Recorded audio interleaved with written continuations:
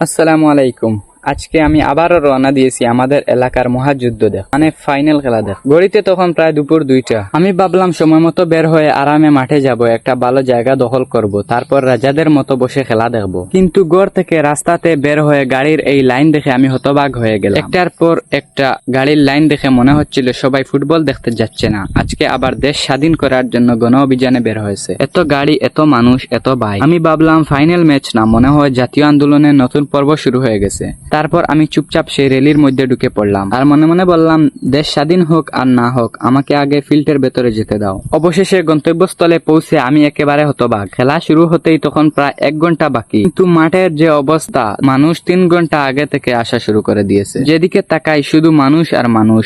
মনে হচ্ছিল পুরো বরাক উপত্যকা আজকে একসাথে হাজিরা দিতে এসেছে। তারপর আমি একটু ঘোরাঘুরি করলাম, ভাবলাম আগে একটা ভালো জায়গা দখল করি, কারণ আগের ম্যাচে অভিজ্ঞতা আমার খুবই খারাপ। চেয়ার দখল করতে দেরি করলে শেষে চেয়ার আমাকে দখল করতে বসে যাবে। কিন্তু যত জায়গা খুঁজি, কোথাও বসার জায়গা নেই। ভাবলাম যদি এখন কোনো জায়গা দখল না করি, তাহলে অবশেষে আমি দাঁড়িয়ে খেলা দেখার কোনো সুযোগই পাবো না। মানে সত্যি বলতে এত দূর দূরান্ত থেকে মানুষ এসেছে শুধু এই ম্যাচটি দেখার জন্য। আর এটাই আসলে আমাদের গ্রামের ফুটবলের সবচেয়ে সুন্দর ব্যাপার। ভারতের ফুটবলের জনপ্রিয়তা পাওক আর না পাওক, কিন্তু আসামের বরাক উপত্যকা ফুটবলের জনপ্রিয়তা অনেক বেশি। প্রতি বছর আমাদের এলাকায় এরকম সুন্দর টুর্নামেন্ট আয়োজন করা হয়, আর প্রত্যেকটা টুর্নামেন্টে দেখা যায় হাজার হাজার ফুটবল প্রেমী মানুষ। আজকের ফাইনালেও প্রায় 5,000-এর মতো দর্শক মাঠে এসেছেন। কেউ নিজের কাজ ফেলে এসেছেন, কেউ দোকান বন্ধ করে এসেছেন, কেউ কয়েক ঘন্টা আগে মাঠে এসে জায়গা দখল করে বসে আছে। মানে খেলা শুরু হওয়ার আগে দর্শকরা এমন ভাবে প্রস্তুত, মনে হচ্ছে প্লেয়াররা দেরি করলে দর্শকরা মাঠে নেমে ম্যাচ শুরু করে দিবে। অবশেষে খেলা শুরু হয়ে গেল, আর প্রথম কয়েক মিনিটেই বুঝলাম আজকে কোনো সাধারণ ম্যাচ হচ্ছে না। একদিকে আক্রমণ, অন্যদিকে ডিফেন্স এবং গোলকিপারের অস্বাভাবিক সেভ। মাঠের মধ্যে এমন উত্তেজনা যে একটা গোলের সুযোগ হলেই পুরো দর্শকরা একসাথে আনন্দে মেতে উঠে। এই প্রচন্ড গরমের মধ্যেও এতক্ষণ ধরে এনার্জি ধরে রাখা সহজ ব্যাপার না। প্লেয়াররা এত গরমের মধ্যে তাদের পারফরমেন্স দেখাচ্ছে এবং অডিয়েন্সরা এত মনোযোগ সহকারে ম্যাচটি দেখছে, এবং যে আনন্দ এবং উল্লাস হচ্ছে সেটা অস্বাভাবিক সুন্দর লাগছে।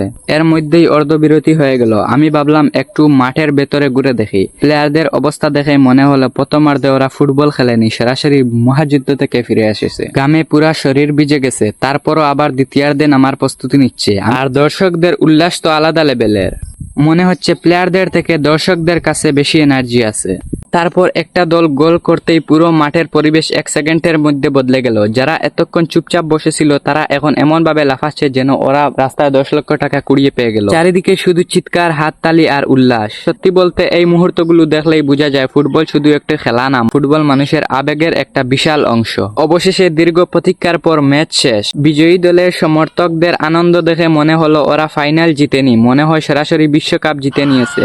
তারপর শুরু হলো সেলিব্রেশন।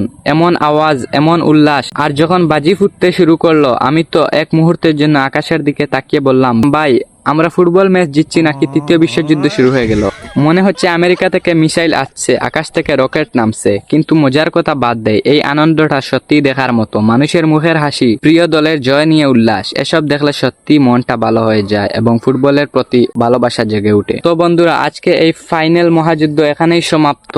এবং রাস্তাতে যে ট্রাফিক লেগেছে, মনে হচ্ছে না যে আমি 3 ঘন্টার ভেতরে বাড়িতে গিয়ে পৌঁছতে পারবো। তো বন্ধুরা, ভিডিওটি ভালো লাগলে অবশ্যই একটা লাইক করে দিবেন এবং বন্ধুদের সাথে শেয়ার করে দিবেন। আর কমেন্টে জানাবেন আপনি এই ফাইনালে কোন দলকে সাপোর্ট করেছিলেন।